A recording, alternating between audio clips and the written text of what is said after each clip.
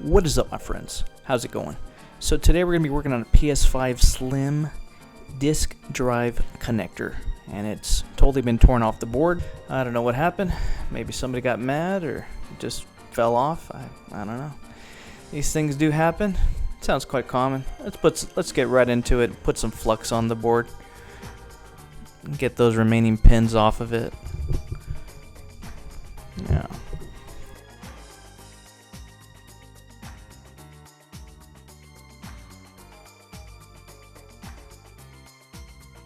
Put some solder on there just so we can lower that heating temperature and get those pins off of there. Kind of becomes an alloy and softens it up.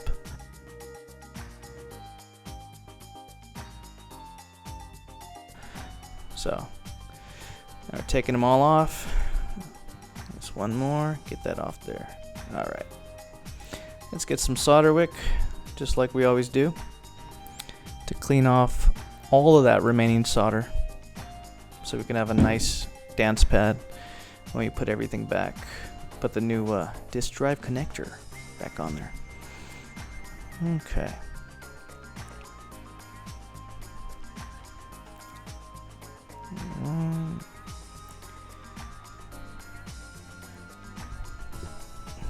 Very nice. Cleaned it all up for you, and I totally forgot these ones on the corners, sides or whatever. Oh, same thing. Put some solder on there and heat it up. Okay, come right off. Some more solder wick. That's pretty much how you do things. You know, you have to add more solder onto the existing solder to lower that heating temperature, and you could just take it off. So much easier than if I just put the solder wick on there just by itself. Yeah.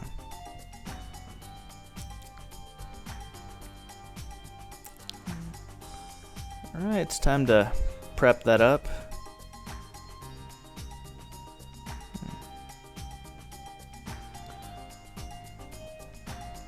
Alright, put it all on there. Just make sure it fits, make sure it's the right part. That too, you gotta check. Make sure everything's gonna fit on there before you actually plant it on there. So you're gonna put some flux on those pins. Just tin those pins. I gotta tin those pins a little bit because you do want it to actually land on the board pretty easy. Because if you can do it without it, obviously, but it's gonna be more of a mission. That's just kind of what I figured out and what I know by doing this. It's gonna be more of a mission if you don't tin those pins. Pretty much tin anything, like a connector or anything that you're gonna use, just before you actually land it on the board. Yeah. It's kind of like prepping the plane before it lands, and if you want to think of it like that. Yeah. Just put some more flux on there. Just because I want the solder to flow really easily. That's what you normally do. So flux just helps the solder flow, and yeah, makes it catch so much quicker. Yeah, because if you don't put any solder, you don't put any flux on there, you just want to put solder, it'll be a little bit more of a mission to catch. When I mean catch, I mean actually stick on to that metal.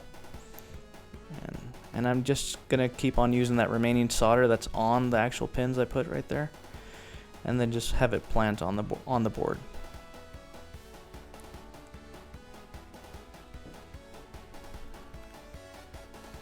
Okay, like to hold it a little bit. There we go. I use that 60-40, same thing. 60-40 Kester solder, which I personally like to use because of drag soldering. There are methods that you can use solder paste, and I might do that in the future. I am always trying to get this done quickly but efficiently, and I'm also concerned not just how fast I can do it, but this is going to be taken on and off. It can. It's a literal connector that's outside of the PS5 Slim.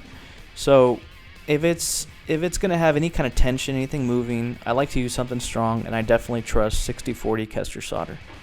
like I said, I can use solder paste for this. There's ways to do it, but I haven't experimented enough to know that, okay, that solder paste is going to last me a very long time. But I know for this is definitely going to last me a long time. And I know some people in the watching this might say, oh, you could do it so much quicker using some mechanics or some other type of solder paste and have it done in like 10 seconds. Yeah, for sure. And I'm not saying you can't, but this is my method at the current time that I recorded this, and I'm always looking for new methods. Obviously, always want to be better, and stay humble and say, you know what? I always have room to learn.